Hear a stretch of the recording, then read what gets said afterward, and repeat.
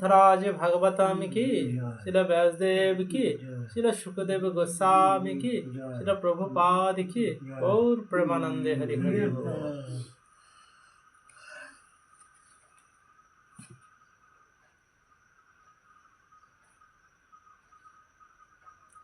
श्रीमद् भागवत में तृतीय स्कंद पंचदश अध्याय भगवत धामेर वर्णना, श्लोक नंबर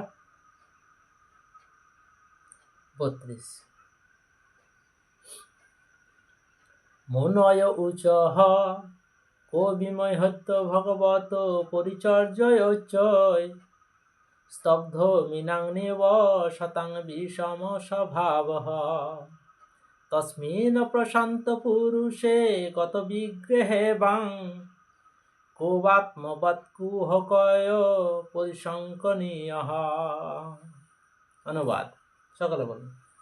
महर्षिगण बोलें এই দুইজন কে যারা ভগবানের সেবায় অধিষ্ঠিত, তাদের মধ্যে ভগবানেরই মতো গুণাবলীর বিকাশ হয়, কিন্তু ভগবানের সেবার সর্বোচ্চ পদে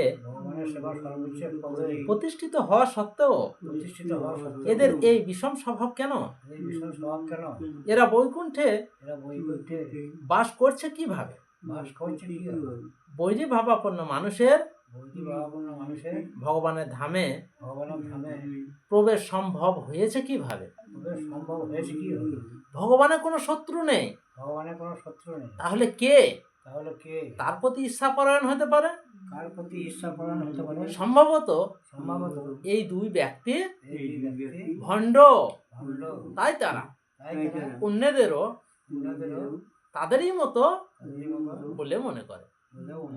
এই যে চতুষ কুমার কত সুন্দর বলছে, ওই যে মহর্ষিগণ বলছেন, ওই যে তারা মহর্ষি চারজন, তারা কি বলছেন? বলছে এই দুইজন কে? জয় আর বিজয়ের জন্য বলছে এই দুইজন কে? যারা ভগবানের সেবায় অধিষ্ঠিত, তাদের মধ্যে ভগবানের মতো গুণাবলীর বিকাশ হয়। তাই যে ভগবানের সেবায় থাকবে তাদের মধ্যে ভগবানের গুণ থাকা চাই, ভক্ত সেজে বসলে হবে না। কিন্তু ভগবানের সেবার সর্বোচ্চ পদে প্রতিষ্ঠিত হওয়া সত্ত্বেও তাদের এইরকম বিষম স্বভাব কেন? তাদের তো স্বভাব ভালো হওয়া উচিত, কারোর সঙ্গে রূঢ় ভাষা প্রয়োগ করা উচিত নয়। এরা বৈকুণ্ঠে বাস করছে কিভাবে? এরা যে এদের এরকম স্বভাব, এরকম আচরণ, এরা বৈকুণ্ঠে বাস করছে কিভাবে? বৈরী ভাবাপন্ন মানুষের ভগবানের ধামে প্রবেশ সম্ভব হয়েছে কিভাবে?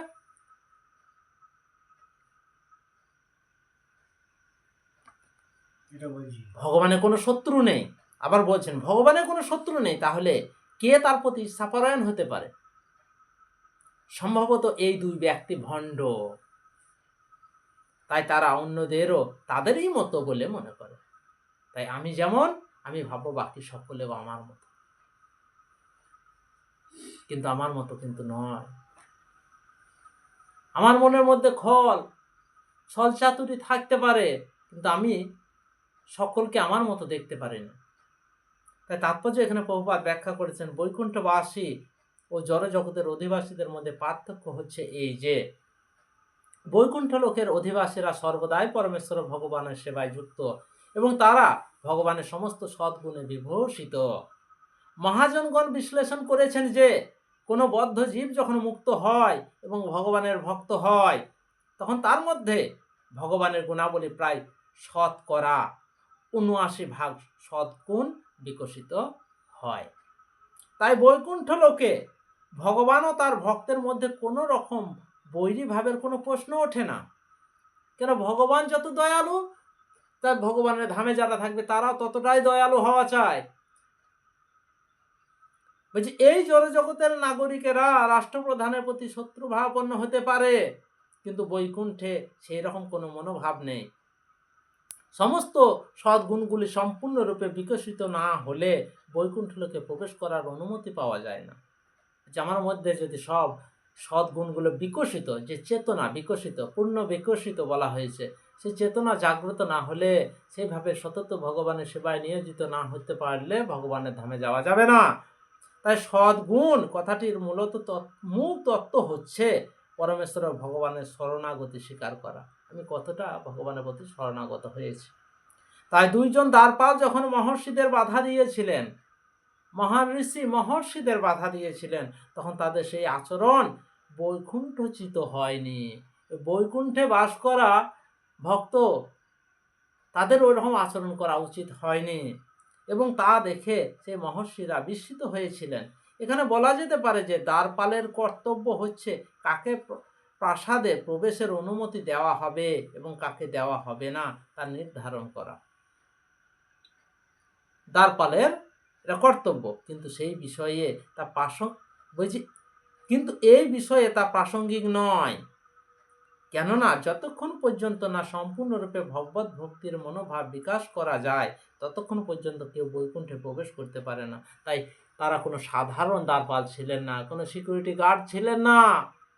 বৈকুণ্ঠে প্রবেশ করেছেন তার মানে তার সৎ গুণ সবটাই ছিলেন, কিন্তু তার এরকম আচরণ করা উচিত হয়নি। তাই ভগবানের কোনো শত্রু নেই, বৈকুণ্ঠে প্রবেশ করতে পারে না।